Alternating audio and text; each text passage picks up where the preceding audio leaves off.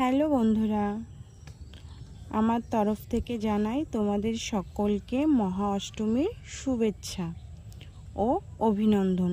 তোমরা সকলে কেমন আছো? তোমাদের পুজো কেমন কাটছে একটু জানিও।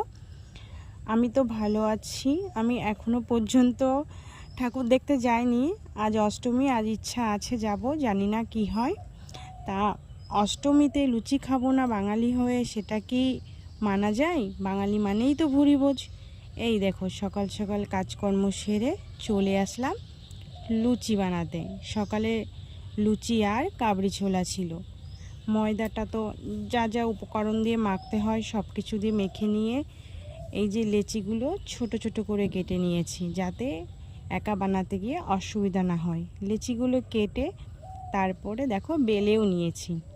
এবার বেলে নিয়ে ধীরে ধীরে চলে গেলাম তার পরের পর্বে লুচি ভাজতে। আর এই লুচি ভাজতে ভাজতে তোমরা যেন চলে যেও না, তোমাদেরকেও দেব। সাথে থাকো, পাশে থাকো এবং দেখতে থাকো।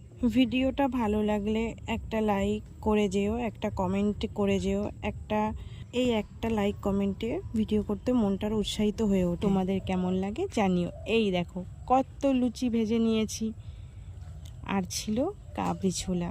আজকের সকালের টিফিনটা কিন্তু খুবই মনের মতন ছিল, আর ছিল কিছু কাঁচা শসা। ভিডিওটা ভালো লাগলে শেয়ার করো।